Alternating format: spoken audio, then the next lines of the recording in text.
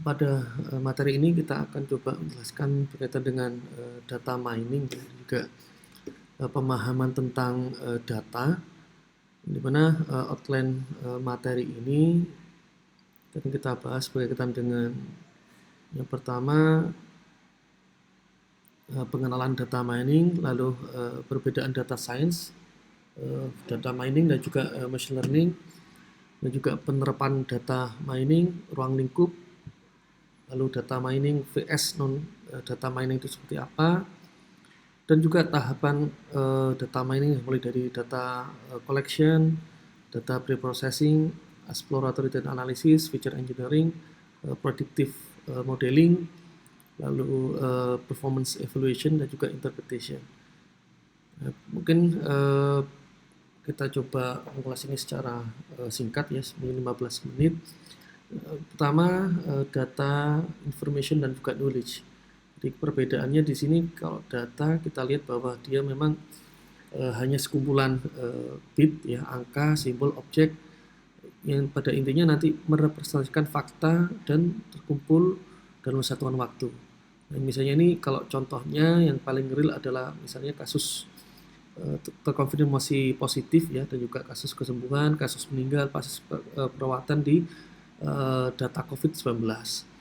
Kalau sudah diolah dengan cara teknik tertentu sehingga nanti menghasilkan suatu informasi ya, suatu hal yang bisa kita mengerti dengan mudah dan bermakna, baru itu adalah kita sebut sebagai informasi. Seperti pada contohnya, kalau kita bisa mengolah data COVID ya berdasarkan kabupaten atau kota atau provinsi, berapa masing-masing jumlahnya, itu baru kita sebut sebagai informasi. Lalu kalau kita bisa tindak lanjuti informasi tadi sehingga dapat digunakan untuk pengambilan keputusan, itu bisa kita sebut sebagai knowledge. Misalnya ya kita bisa mengklasterisasi provinsi-provinsi mana saja yang memiliki karakteristik kasus COVID yang sama atau yang mirip. Ini baru kita sebut sebagai knowledge. Lalu terdapat beberapa contoh pengertian yang lain yang paling umum ya, ini adalah kita sebut data mining serangkaian proses ya, set of process untuk menggali nilai tambah dari suatu kumpulan data berupa pengetahuan yang selama ini tidak diketahui secara manual. Dan juga menggunakan teknik pengenalan pola dan juga mungkin teknik statistik dan juga matematika. Lalu ini nama-nama daftar nama lain dari data mining, ada knowledge discovery and database, knowledge extraction, data pattern analysis, data ecology, data dredging, ya, information harvesting, business intelligence, dan seterusnya. Ini adalah nama-nama lain dari data mining. Lalu apa bedanya antara DS, DM, dan juga ML? Ini mungkin cukup banyak mispersepsi ya berkaitan dengan definisi masing-masing itu tadi. Yang pertama, kalau yang di ilmu data mining ini memang multi teknik. Yang pertama ada kita melibatkan AI di dalamnya, atau kita melibatkan pattern recognition di dalamnya.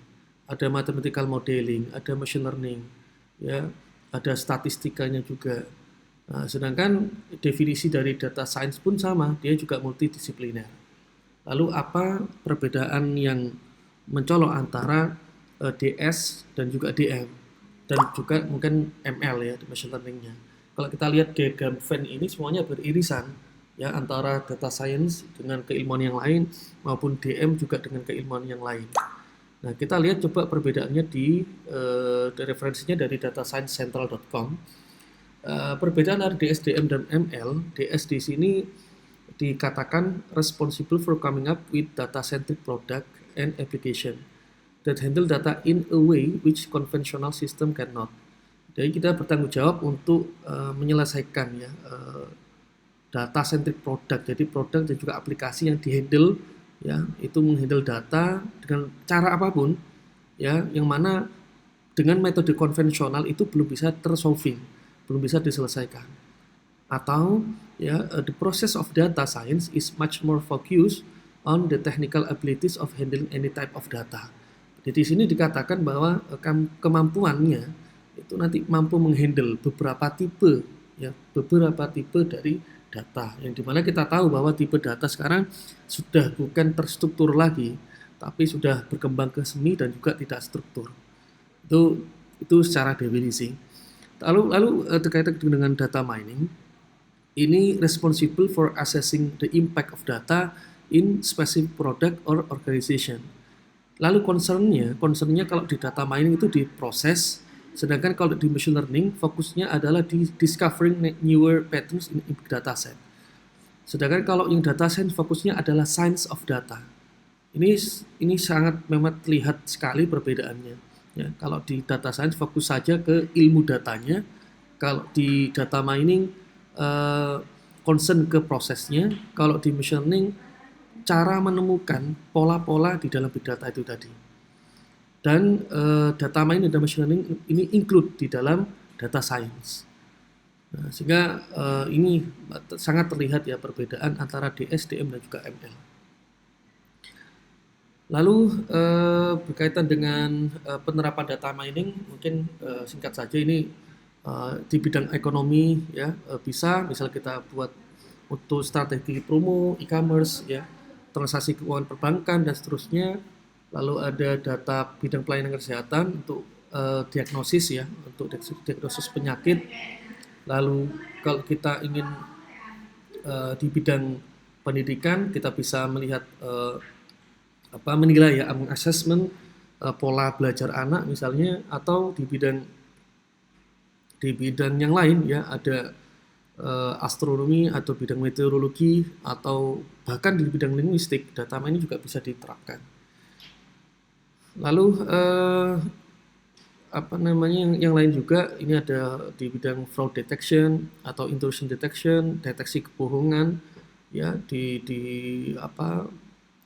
bidang data mining untuk kriminalitas ya, itu juga bisa diterapkan juga. Ruang lingkup data mining di sini agar bisa terlihat perbedaannya, di sini dijelaskan bahwa data mining ini pencarian otomatis pola dalam basis data besar dengan teknik komputasional. Lalu pengekstrakan itu juga implicit non-trivial, artinya bukan mengekstrak hal-hal data yang mungkin kurang urgensi ya, atau kurang penting. Kita cari yang memang data-data itu potensial untuk dianalisis gitu. Yang ketiga, ilmu pengekstrakan informasi di dalam big data itu sendiri ya, di dalam set of datanya tadi, dan juga eksplorasi otomatis atau semi otomatis untuk menemukan pola yang bermakna dari data. Ini contoh real untuk perbedaan DM dan juga non DM. Kalau di dalam DM, kalau case-nya itu misal kita ingin mencari informasi suatu gambar atau suatu teks, bukan data mining jika kita hanya mencari informasi tertentu saja pada sebuah keyword pencarian. Hanya query sederhana ya, select bintang from, itu sederhana sekali. Dikatakan data mining ketika kita mampu mengelompokkan informasi yang memiliki kemiripan dalam konteks tertentu. Misalnya kita memasukkan keyword bahasa Indonesia ya, atau masakan Indonesia, masakan Belanda, atau sate atau apapun, yang dimana di dalamnya itu kita menggunakan beberapa metode yang mungkin kompleks ya, atau bahkan di dalamnya ada sekaligus proses pengukuran penyamaan dari image atau citra atau gambar gitu, dan di dalamnya ada metodenya ya. Lalu juga bukan data mining kalau di dalam bidang medis kita hanya mencari data medis ya, terkait dengan penyakit pasien tentu dengan manual checking dari catatan rekam medis.